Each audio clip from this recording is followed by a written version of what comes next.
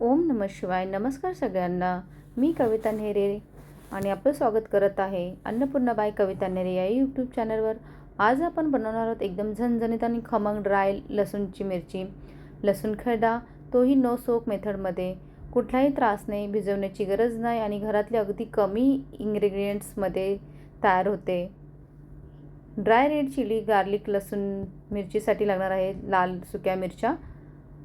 त्या साफ करून घ्यायच्या छान अशा आणि एका जारमध्ये ह्या मिरच्या ॲड करूया छान अशा.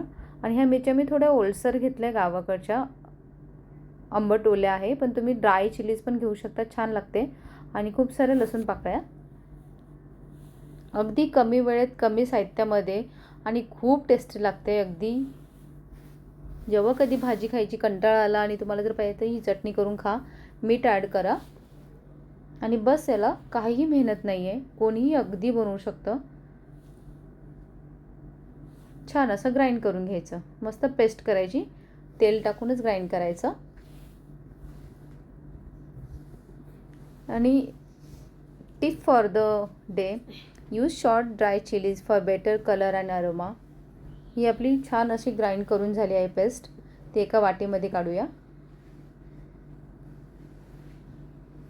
याला तुम्ही 1 ते 2 मिनटं कुकही करू शकतात किंवा गरम तेल करून कडक असं त्याचा तडकाही देऊ शकतात.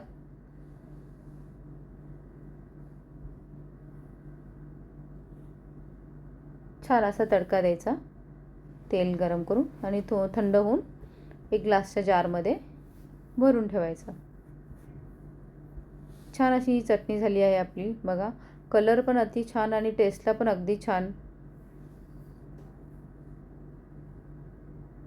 आणि हो, मी नेहमी बोलते, जेवण बनवणे ही पोट भरायची गोष्ट नसून ती एक कला आहे आणि हीच कला सगळ्यांनी जपावी. म्हणून तुमच्यासाठी मी अगदी सोप्या पद्धतीत घेऊन येते रेसिपीज. त्यामुळे नक्की ट्राय करा. ही चटणी अगदी 2 मिनटात तयार होते. तुम्हाला जर भाजी खायचा कंटाळा आला की ट्राय करून बघा, टेस्ट करून बघा आणि मला नक्की सांगा की तुम्ही ही चटणी कशी करतात. आणि ही अगदी करून ठेवली की 7 ते 8 दिवस छान टिकते. आणि ह्या चटणीमध्ये गरम तेल करून टाकलं की आरामशीर 7 ते 8 दिवस टिकते. ग्लासच्या जारमध्ये तुम्ही फ्रीजमध्ये ठेवू शकतात. आणि ही भातावर पण छान लागते, भाकरीसोबत छान लागते. तुम्ही कशासोबत खाऊ शकता, डाळ भातावर तर अगदी अप्रतिम लागते. ही चटणी एकदम फाईन नको, थोडीशी कोर्स टेक्स्चर ठेवली तर ओरिजिनल खरडा टेस्ट पण मिळतो. आणि हो, चटणी तळताना गरजेप्रमाणे 1 किंवा 2 टेबलस्पून तेल टाकू शकतात. ऑइलमुळे चटणीची चव वाढते आणि ती जास्त दिवस टिकते. चटणीचं टेक्स्चर एकदम खमंग आणि कोर्स आहे की नाही हे तपासा. कलर सुंदर डीप रेड दिसला तर तुमचा खरडा परफेक्ट झाला.